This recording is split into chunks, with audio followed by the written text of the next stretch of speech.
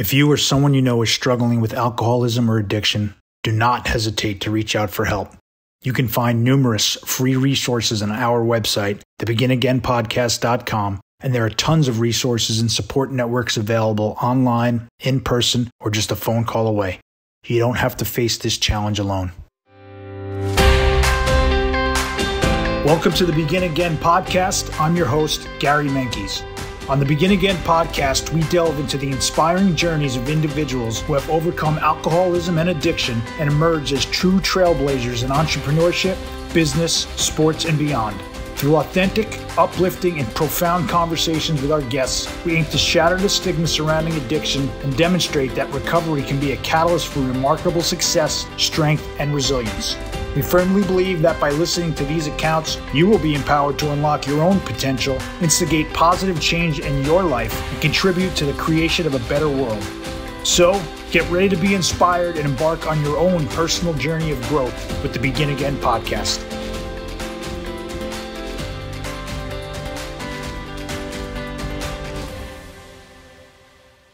Welcome back to the Begin Again podcast. I am your host, Gary Menkes, and today it is my pleasure to invite today's guest, calling in from Dallas, Mike Q. Michael, how you doing, sir?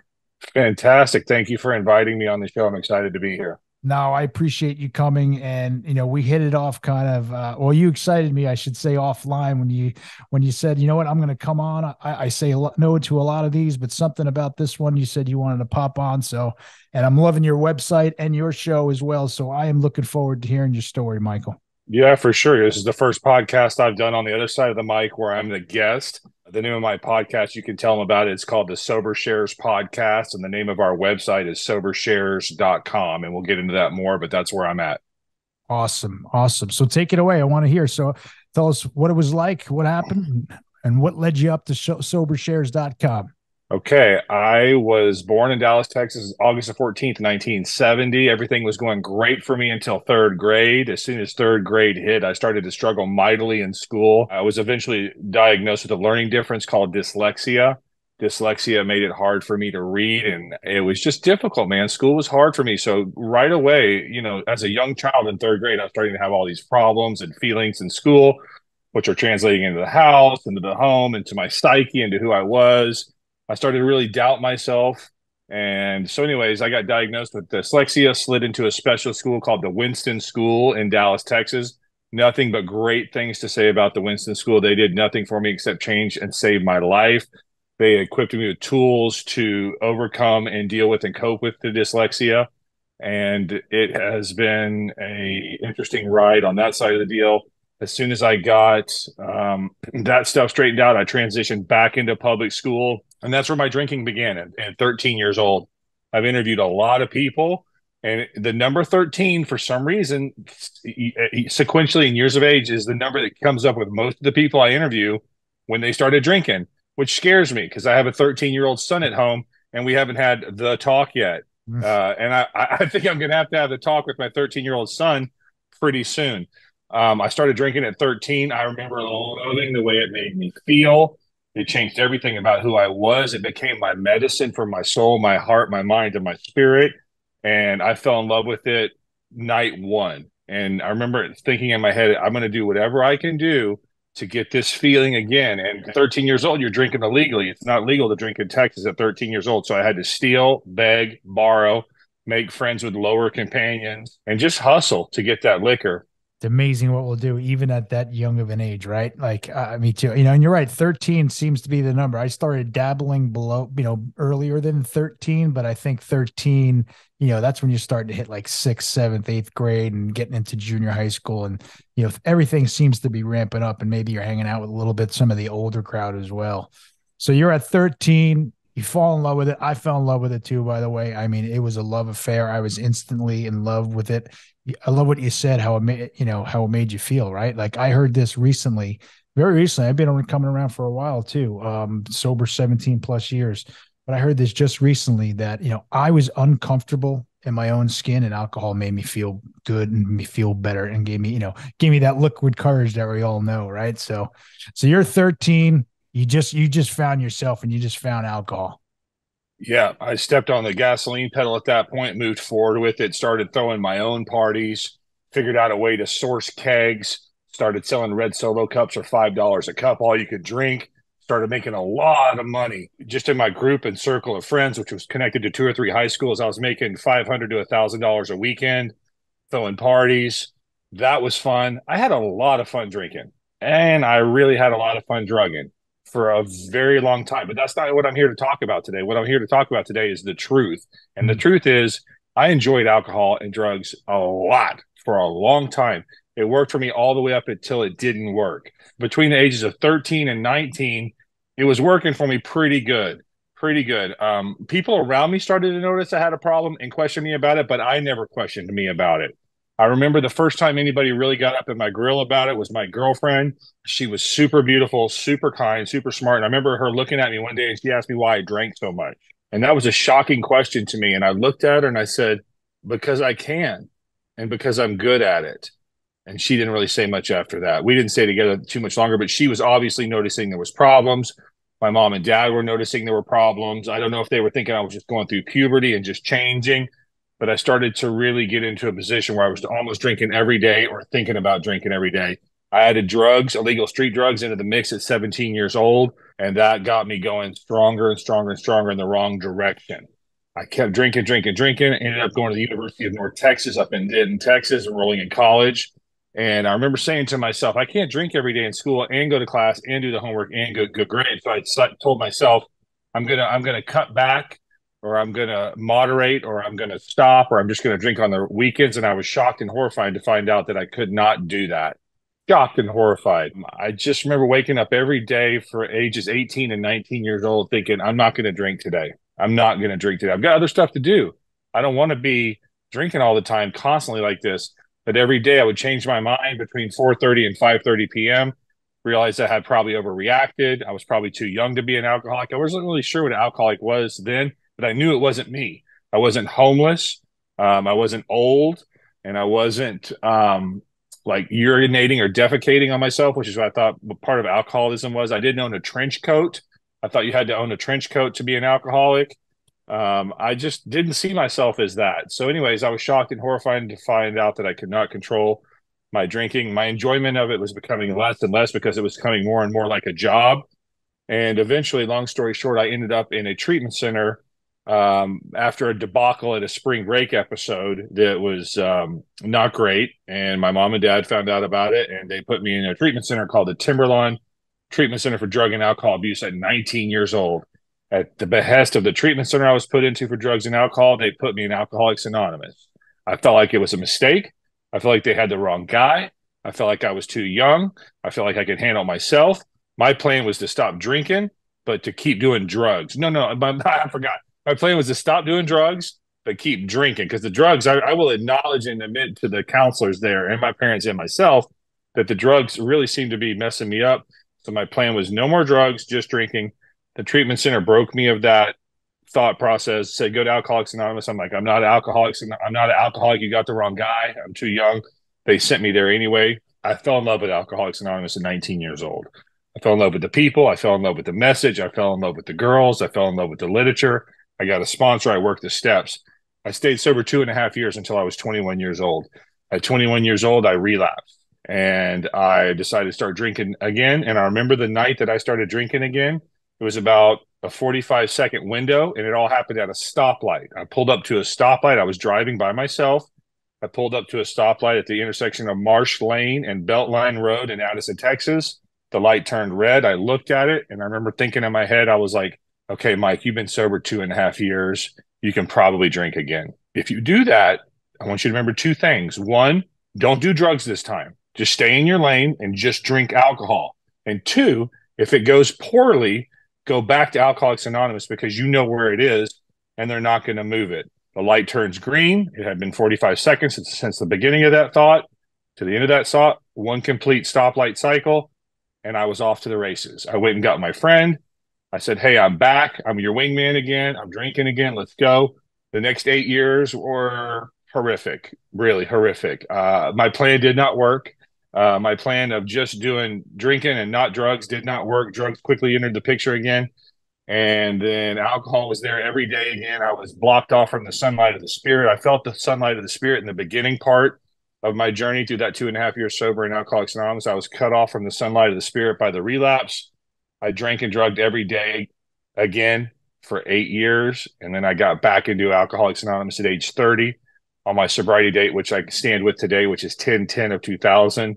I'm coming up on 23 years sober, which is a blessing. And I'll stop there to see if you have any questions, comments, or where you want to go next. There's so much there, and I appreciate you sharing all that. I can relate to so much of it. I loved when you said you were talking to yourself, I'm not going to drink today. I'm not going to drink today.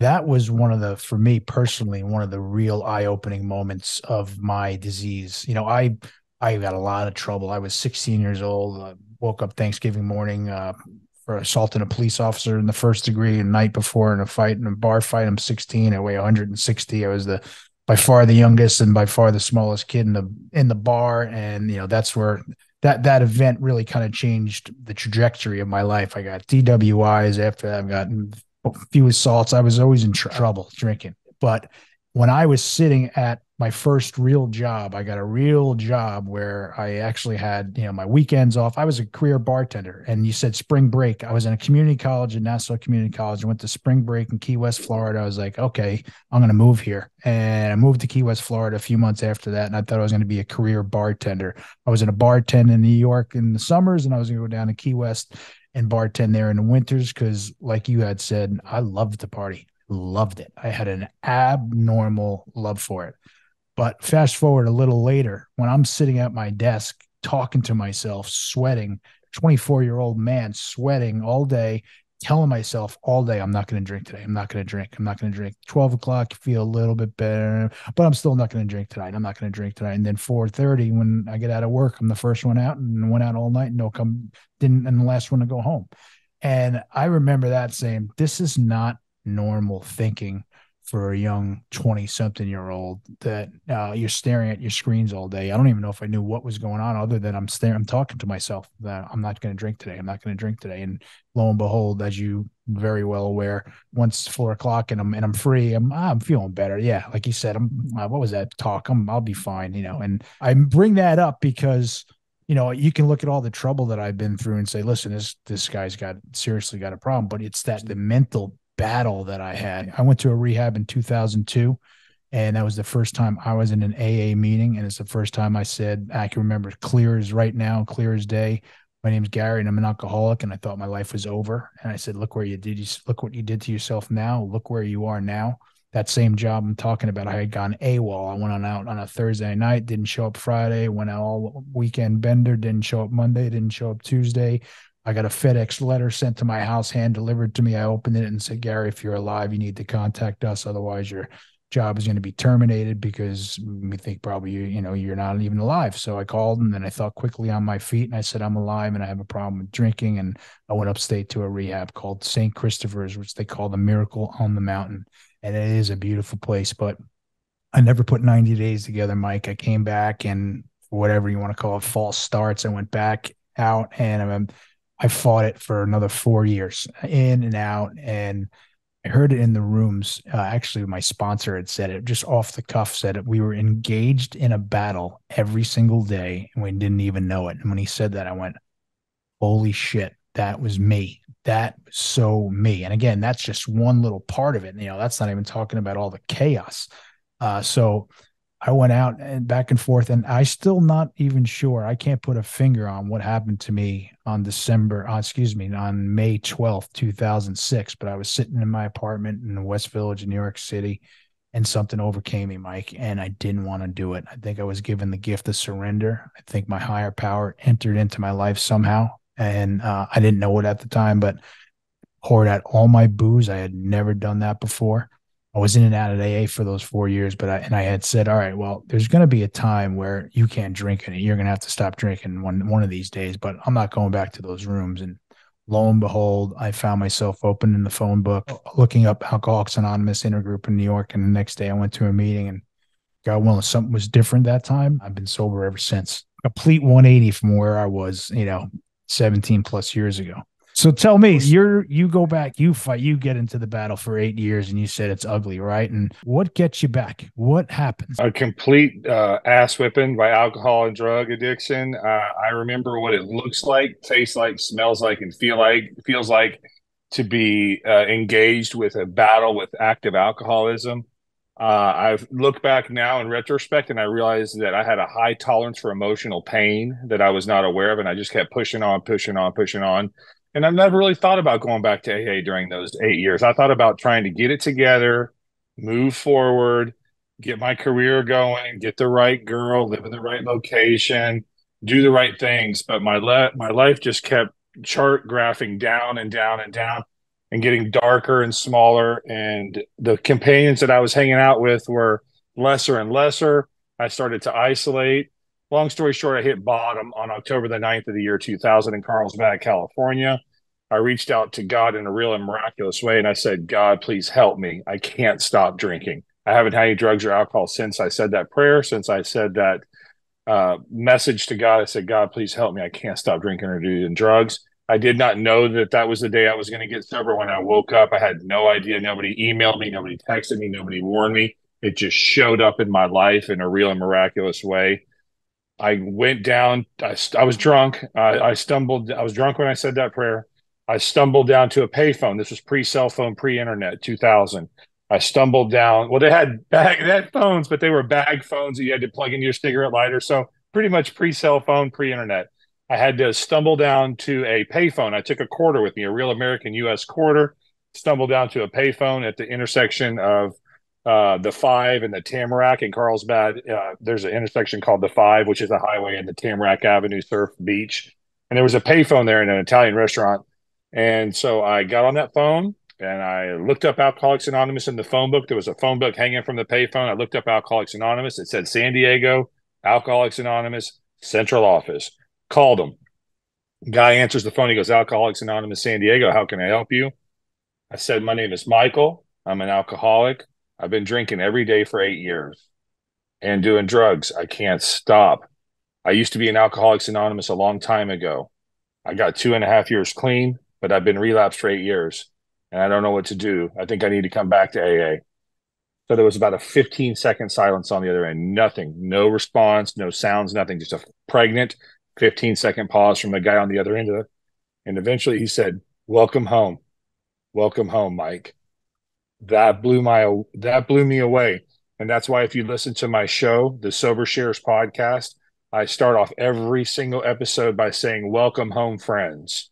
And that is a direct homage to that person that was on the phone at the central office of Alcoholics Anonymous San Diego when he told me, welcome home. I never met the guy. I never talked to the guy again. I don't know his name. It was a one-time interaction with him that lasted 2 minutes.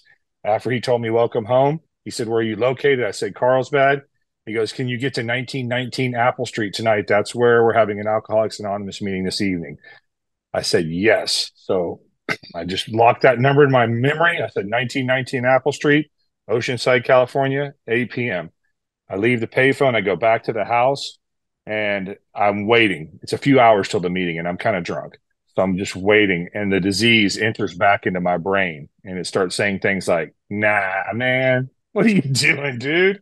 What are you doing? You're overreacting again. You're not an alcoholic. Don't go to that AA meeting. That's silly, man. And so looking back in hindsight, what I can find out is, or what I can clearly see is that was my disease in its death throes. That was my disease in its last few hours of combat with me. It knew that it was in trouble. It knew that I was getting ready to drag my physical body back to Alcoholics Anonymous. And if I had dragged my physical body back to Alcoholics Anonymous, they were going to start working on me spiritually, which means I was going to straighten out emotionally and mentally. So my disease was terrified that that was getting ready to happen because I had been there before. So I ignored all the attacks, mental attacks from my disease. I got in the car and made my way to 1919 Apple Street. Next thing you know, I go in, there's 25 strangers there in a strange building, but I recognize the message and I recognize the words on the wall and I recognize the desire chip in the literature. And they called on me at the end of the meeting. I tried to say what I wanted to say, but it didn't really work. Tears started to stream down my face. And I picked up a desire chip. I picked up a set of literature and I picked up a new sponsor. And he said, meet me tomorrow night. His name was Gary P, my new sponsor. He said, meet me tomorrow night at 6:30. Go home tonight and read more about alcoholism, and there's the solution. And we'll reconvene tomorrow night at 6:30. When you go home tonight, pray that God keeps you sober tomorrow. When you wake up tomorrow, pray that He keeps you sober that day. And that was the beginning, the launching point, first 24 hours of my sobriety. That is amazing. Welcome home. Wow, I love that. But I had never ever heard someone say that when you were having when those thoughts were trickling back into that mind of yours, that you had said, "This is the throes of my disease. Try to hang on," and they knew that the disease was in trouble. That is just amazing. Wow, I never heard something like that. I love it. I think I had something similar, but I was too afraid that I was going to go back out again. Like I knew something felt a little bit different, Michael, but I love how you just said that your disease knew it was in trouble. It was under assault, imminent assault. When they're imminent assault. I have I guess, a similar story. I go out. So Montauk is at the end of Long Island. It's like a real kind of, it's a fishing town. It's a, surfer. I really ramped up my party in Montauk every summer. And I was, it's probably right around the same time, this time of year, just before 4th of July. And I'm sober a little over a month, or I haven't been drinking a little over a month. I don't have a sponsor. And I go back to Montauk for some reason, which I don't know why. And I'm walking around the town, and there's people, middle of the day yelling at me from inside the bars, going, "Gary, get in here! You owe me this and that." And they're like, "I'm not gonna make it. I am just. What am I doing here? Like, I'm not gonna make it." And I guess I probably had around 6 weeks at the time, and I was just remember saying, like, why'd you come here? You just, I mean, squirrely on steroids. I was just like, I'm not going to make it. And there was a meeting that night. I went to a meeting, first time I ever went to a meeting in Montauk, and this guy spoke. And, my mind, I feel like there was, 1,000 people in this room. It was a big room. It wasn't 1,000 people, it was a big room. And this guy spoke, and everything he said, I was like, I need to talk to this guy. And as soon as he was done, I stood up in front of the whole meeting. I was like, I'm not going to make it, and I need help, and I need you. And he's like, all right, calm down. We'll talk after the show, after the meeting, just sit down, come find me after. And so I sat down, and I found him after. He had a group of guys with him. And I'll never forget, he said to me, he said, all right, don't worry. He goes, we're going to get you, I'll get you to stop drinking. And as soon as he said that, like, my chip on my shoulder, I got pissed. I was like, what do you mean you'll get me to stop drinking? Like, do you know who you're talking to? You don't know who you're talking to. I don't think I can do this. Like, what do you mean? He goes, just calm down. All you have to do is not drink tonight. And if you're going to drink, you got to call me. He goes, and if you're good tonight, all you have to do is call me tomorrow. And I said, fine, deal, and I made it through that night. It was an awful night, but I made it through. I was in a house when everyone was going crazy.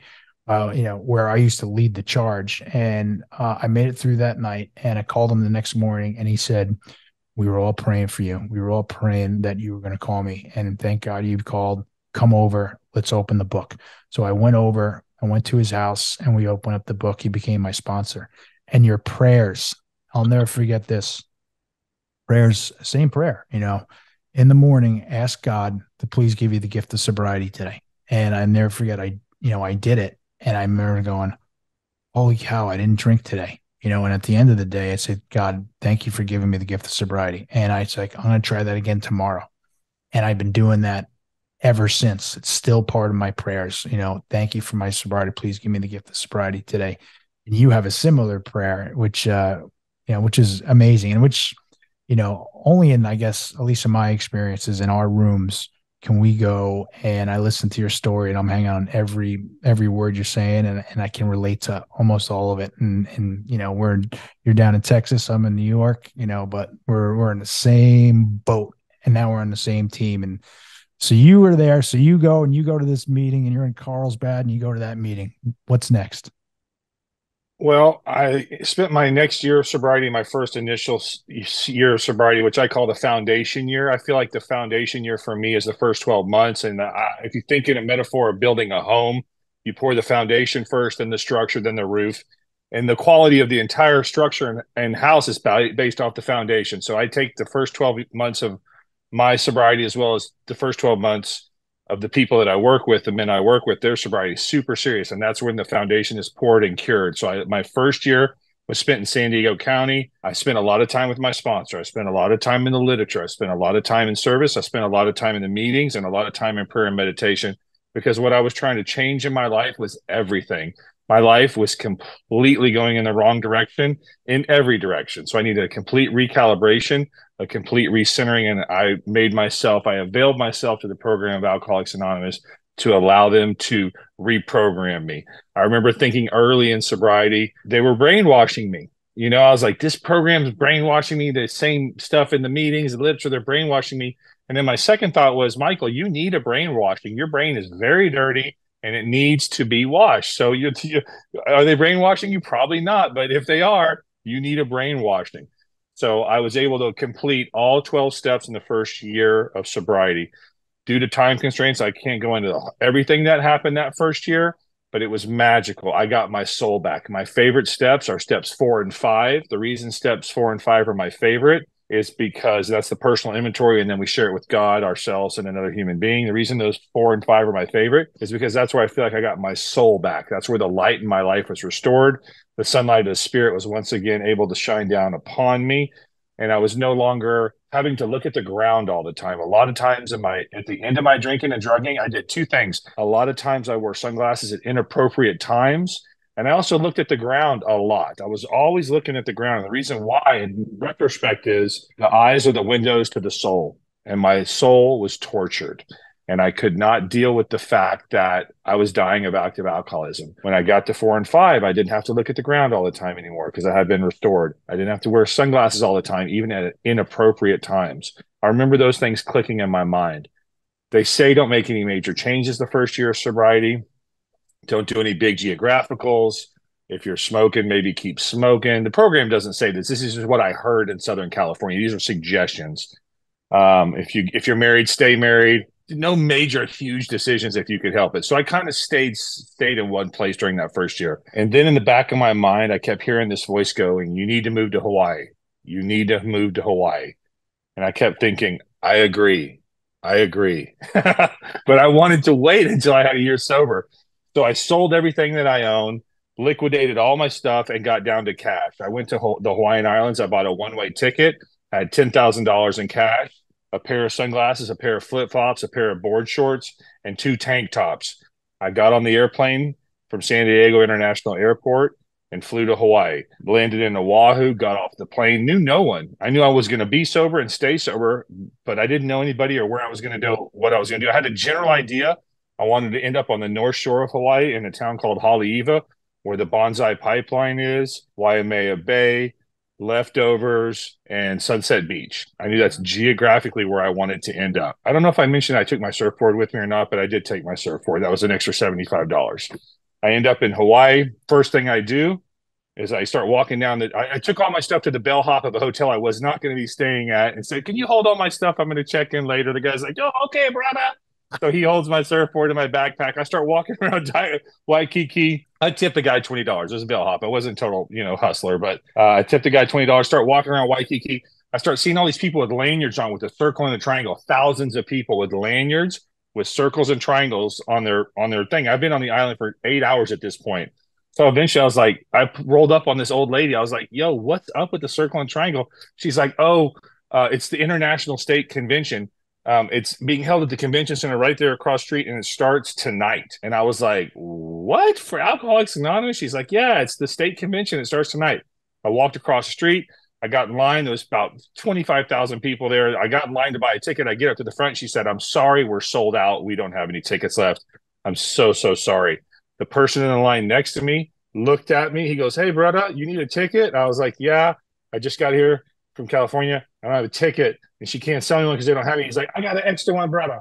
So he had 2 lanyards on. He took it off. He put it around my neck. He said, aloha, welcome to the island. Love you. Turned around, walked off. Never saw the guy again.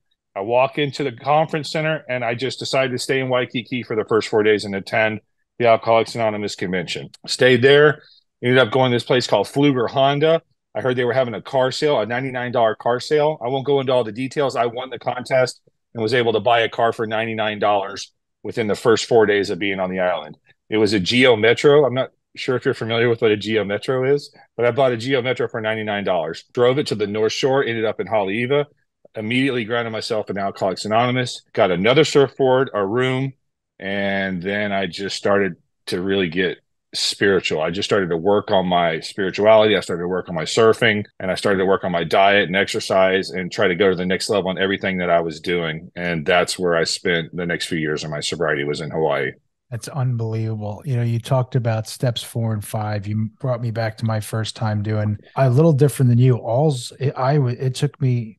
I'm a thick-headed, and I guess I'm a slow learner at times. And alls I was doing, Mike, was trying to not drink. That's it. It took me a long time to actually realize, like, hold on, there's actually a God component to this, and it's a pretty big part of this program. But I remember doing steps 4 and 5, and it's the first time that I wrote stuff down that happened to me. And I remember thinking, well, wait till this guy sees this stuff and what I saw when I was a kid, and then he'll understand. But little did I know, you start turning it around and seeing what my role is in all of these events that happened to me. And you start looking at yourself and you start looking at my insides. And I remember thinking also that, you had mentioned something about the rooms of AA. And I remember my sponsor was a pretty spiritual guy, a really spiritual guy. And I was done with my fourth step and it was time to do step 5. And he's like, come to my apartment. I went to his apartment. I walked in. There was no lights on. There was candles everywhere. And I was like, here comes whatever's coming. Here comes the hustle. Like it had every instinct within my body was like, this is the wrong place to be. And I was like, you know what? I'm just going to do it anyway. But it was the first time. It was the first time I shared with anyone like stuff I had seen as a kid. I had a very active dad. There was always some rough and tumble guys in and out of my house doing some stuff that 8, 9, 10-year-old boys aren't supposed to be seeing drug wise. And I felt like I was ratting them out. I felt like I was ratting my dad out still. And I think that's just part of my upbringing, my environment that I was. We didn't talk about anything that happened behind closed doors for sure. But there was a freeing part of that as well. And, I say this often too, Michael, is I came into AA and you said so much stuff too about our souls. And, I heard this just recently, it's a disease that takes our soul. I was soulless. I was a sad person. I was a sad human being and I was lost. I was just a lost cause and a lost person. And if I had any sort of potential before I got this disease in full ramp, it was gone. It was see you later. I walked into AA. I was an adult in stature. When I went to that first meeting, I was 26. The last time I had a drink or a drug, I was 31.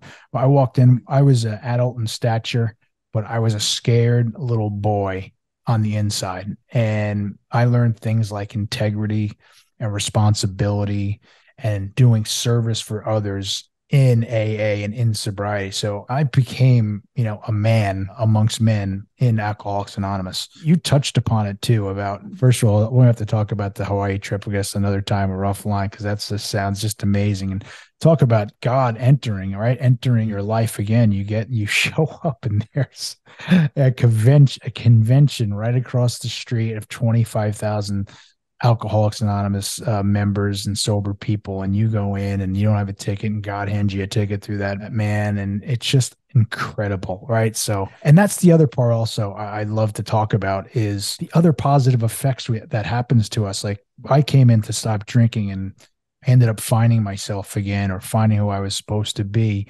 But you talk about trying to improve all the other areas of our life, right? We try to learn meditation. These are words that were not part of my vocabulary, or getting healthier or exercise, all the above. We're all in these rooms and I'm always surrounded by people that are trying to improve to this day, even right now.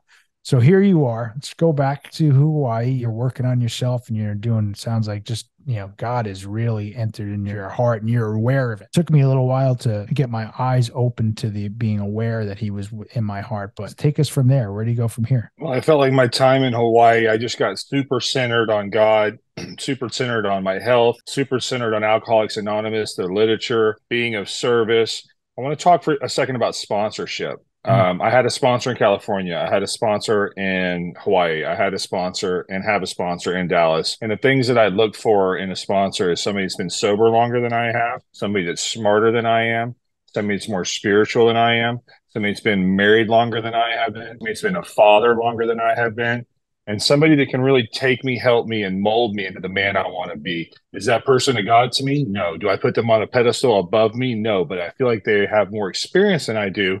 And I would definitely like to avail myself of their tutelage and experience. And I feel like the definition of a sponsor is someone who leads you to or helps you have a spiritual experience. And that is exactly what had happened to me with the sponsorship of the guys that I deal with. I try to lead them to a spiritual experience. And then my sponsor does the same thing for me. He's able to answer questions for me that I have as I move along the path with my finance, my marriage, and my Alcoholics Anonymous questions.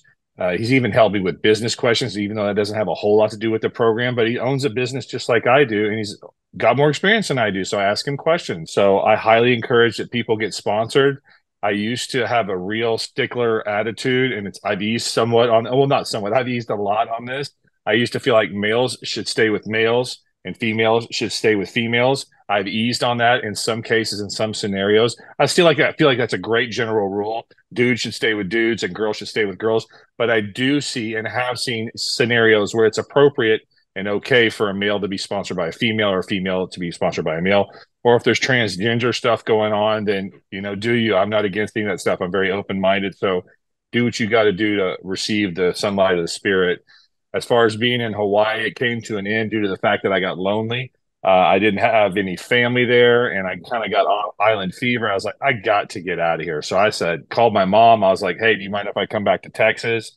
She's like, that's fine. I was a single man. I didn't have any children or dogs or anything holding me in Hawaii. So I bought another one-way ticket to Dallas, immediately trained myself in Alcoholics Anonymous at the Aquarius group of Dallas at the intersection of Forest and Marsh Lane. That became my home group all the way up until the pandemic. Then they closed and had to switch over to another group called the Preston group. It's going to be really hard for me to explain all the years of sobriety and what has happened to me, but it's been magical. It's been a great run. I've been reborn through the steps of Alcoholics Anonymous, and I've been able to become a man that I think I was meant to be, but I was clouded in my approach to become that man by obstacles that were placed in my way by alcohol addiction, drug addiction, and then selfishness and self-centeredness. And so those roadblocks have been able to be removed from me one by one, little by slow, by hard work, dedication, and grace, which my definition of the word grace is an unearned gift. And I feel like the grace of my higher power has been bestowed upon me. And sometimes I'm like, Michael, and I got a good life. And I say to myself, Michael, why do you have such a good life? Why have you been sober so long? And I really can only think of one answer, and that would be to help people to get sober and stay sober. So at some point a few years ago, I started to really enjoy podcasts. I wasn't really sure about, I just loved them. I loved podcasts. I fell in love with Joe Rogan first. Then I fell in love with Dax Shepard's podcast. Love it. And then I started to discover Bert Kreischer. And I really enjoyed the long form communication, commercial free to me. There's no paywall. And I just started consuming them and loving them. And then I didn't decide, God planted a seed in my mind, or my higher power planted a seed in my mind and said, well, you should start one, Michael. And I was like, well, I don't know anybody that has a podcast or how to do that. And so I started pushing in that direction. I started on YouTube. I just started on Google. I was like, how do you start a podcast? And then I went on YouTube and I was like, how do you start a podcast? I didn't know anything. I didn't know anything about it. So I ended up starting this show right here called the Sober Shares Podcast. It is a Alcoholics Anonymous based, 12-step based interview style program just like this. Plus I added some additional AA speakers, and I've got 68 episodes as of right now. We are at 100 and I think about 135,000 listeners in the first 2 years, which is a blessing. And the reason I started it, well, first I'll tell you why I didn't start it. I didn't start it to get rich. I didn't start it to get famous, and I didn't start it to get powerful. I'm not going to get famous because I'm anonymous. I'm not going to get powerful because I don't know how you would do that. I don't know what you would do or leverage. I don't know. So that's not going to happen. And I'm not doing it to get rich, even though we do accept donations to offset our monthly operating expenses and also to grow the podcast. I have visions of where I want to go. It's been super successful the first 2 years, but to be 100% honest with you and your viewers and listeners, I want it to be much, much bigger and much more powerful to serve more people. I want the horsepower to be bigger. I want the bandwidth to be bigger. And I want to be able to have, to be honest with you, and I don't talk to this about too many people. I don't tell too many people what I'm getting ready to say, but I'd like to have a staff of people that help me, and I'd like to travel, and I'd like to go to different locations all across the world and interview people in a one-on-one setting. And so that's where I'm at with that. So I've got more to say, but I'll stop now and answer any questions you have about that. That was I try to keep this, just as real and authentic, and I don't have like a list of questions, but the one question I did want to ask was, how did you get the sober shares? And you just answered that fantastically. And let me just back up one quickly, is I'm super jealous of your extreme clarity of who you want as a mentor and as a sponsor. I mean, I think can get cloudy, or maybe it's information overload, but when I am a big KISS guy, keep it simple, stupid. But your clarity on who you want as a sponsor, I think, is invaluable to our listeners to hear. Get someone that has more experience than you. Get someone that you look up to. And it's okay to look up to someone. And when you see someone in a meeting that, you want what they have, go talk to them, befriend that person. And I think that is such a valuable lesson. On the podcast thing, I am so kind of shocked at our similarities, bud. I love podcasts too. I always listen to a bunch of podcasts.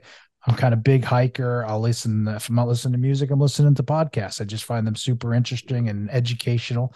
But podcasting was never, ever on my radar whatsoever to start one.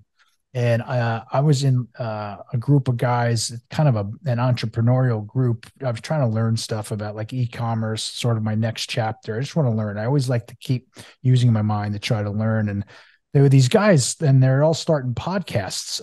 And I was like, what am I going to start? What would I talk about? I don't want to talk about business. Like, there's probably too many of those. And I love sports. I can probably talk about sports with anybody. And it's like, you know what, I'd talk about sobriety with anybody, but I don't know how I would do that as a podcast. And I've been big into mindset, and maybe I could talk about that. And I, honest to goodness, don't know how I got here podcasting, but it just kept growing in my heart and my mind. And now it's like, it's way bigger than me. And there's no turning back. I too am playing the long game. Like, I'm so glad to hear you say where you want Sober Shares to go. And I know it's going to go there. With looking at the person I'm talking to right now, that's clear as day. Anyone buys multiple one-way tickets back in the day, that's my kind of guy for sure. And then you said the traveling, like, I have it written down here to prove it to you. Like, I've played with this vivid vision type of thing of, fast forward, where do you want this thing to be in 3 years? And I kind of wrote an in-depth one, and it's all built around service and helping people.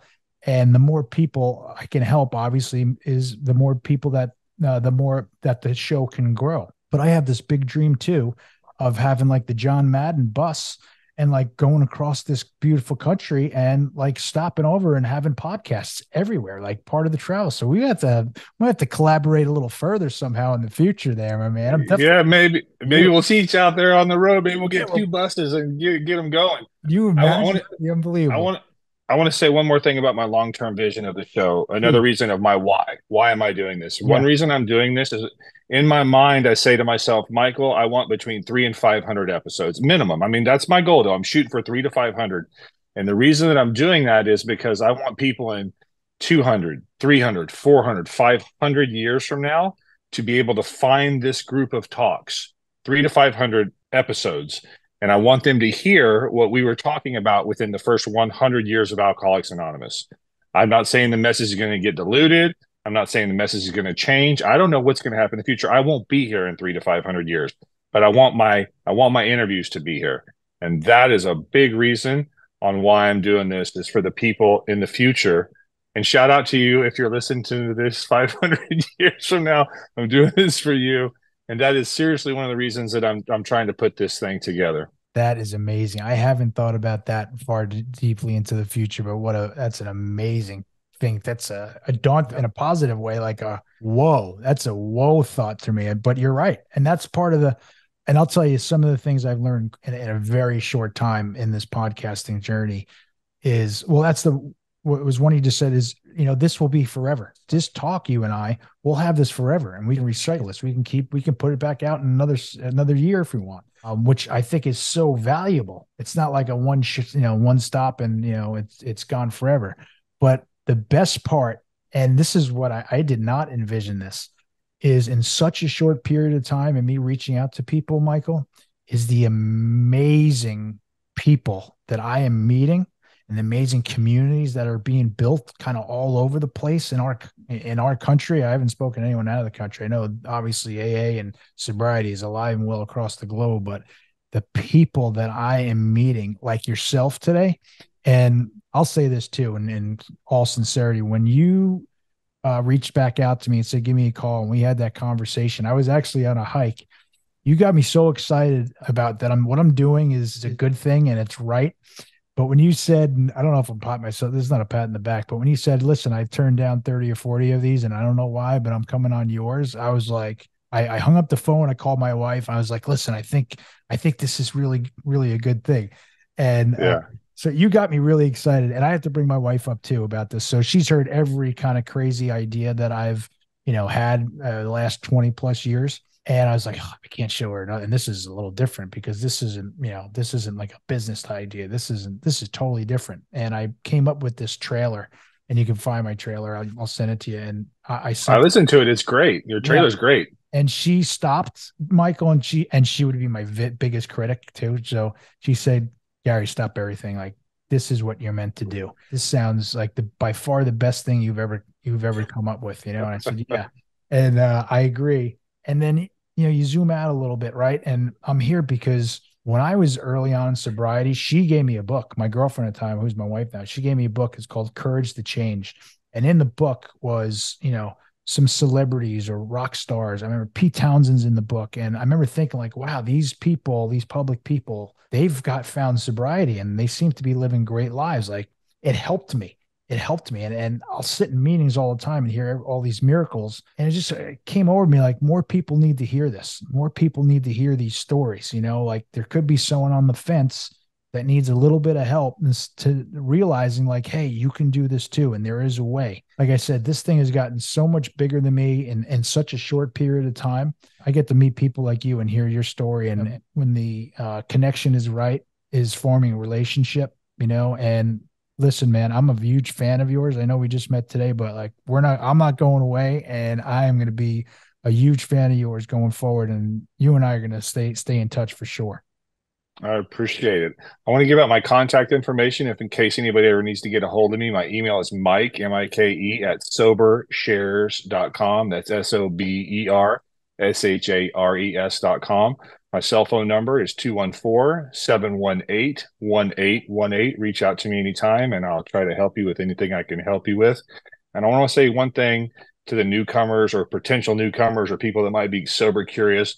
I want to fully admit and recognize that Alcoholics Anonymous is not the only way to get sober. I realize there's other ways to get sober. I'm not closed-minded like that and just like AA like that. My eyes are wide open. I don't have blinders on. There are other ways to get sober. Alcoholics Anonymous has been my path. It has saved me. It's a program that I don't have to figure out because it's already been figured out. It's already been written. There's nothing to figure out. It's not something I have to figure out. It's just something I have to follow. So it's a design for living. And it has revolutionized my life. It has changed me in a way that is indeed miraculous. I feel like I have been reborn. There was a very important moment in my life, and that was on October the 9th at 9:30 p.m. of the year 2000 when I said, God help me. That was a very important 60 seconds in my life because I feel like during that minute, the old Michael died and the new Michael was reborn. And I've moved forward from that point and really changed who I am and made myself available to the program and sponsorship. It's really hard for me to put into words the change that has happened to me, but it's been dramatic. And now I think I'm the person I was meant to be.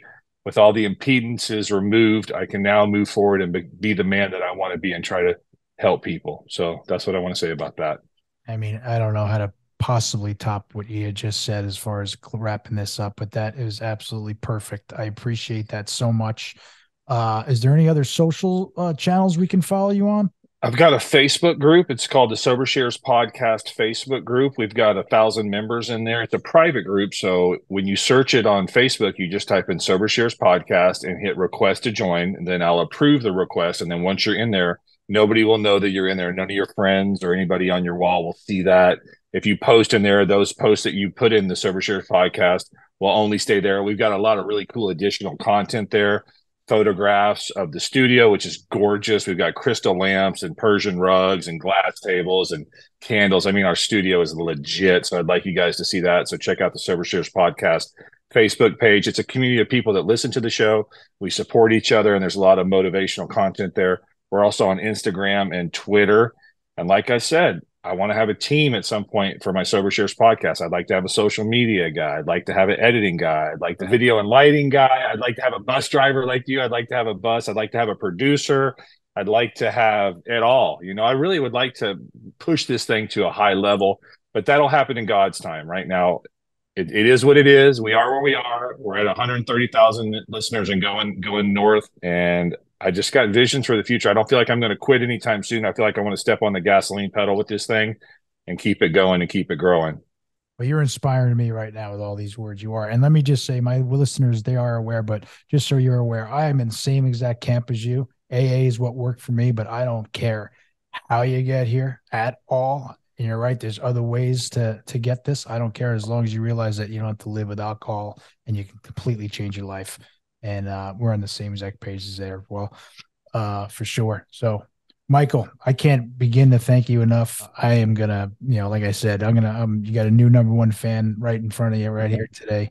And I look forward very much to our relationship, going forward through here. Cause if it's all right, I'm going to be leaning on you for some questions and things too, because I have some big plans too. Yeah, right on. Fantastic. Great to meet you. I'm excited. Once you get your show firing on all cylinders, let me know. I'll pump it up in my Facebook group and give you a mention on my show, and we'll see if we can get a symbiotic relationship going. It'll be a lot of fun. Let's do it, bud. Appreciate it so much. Thank you so much. All right. Many blessings. Thank you.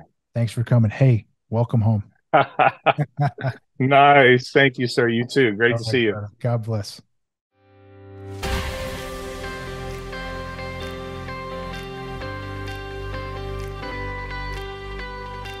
Thank you for tuning in to another powerful episode of the Begin Again podcast. We sincerely appreciate your time and support.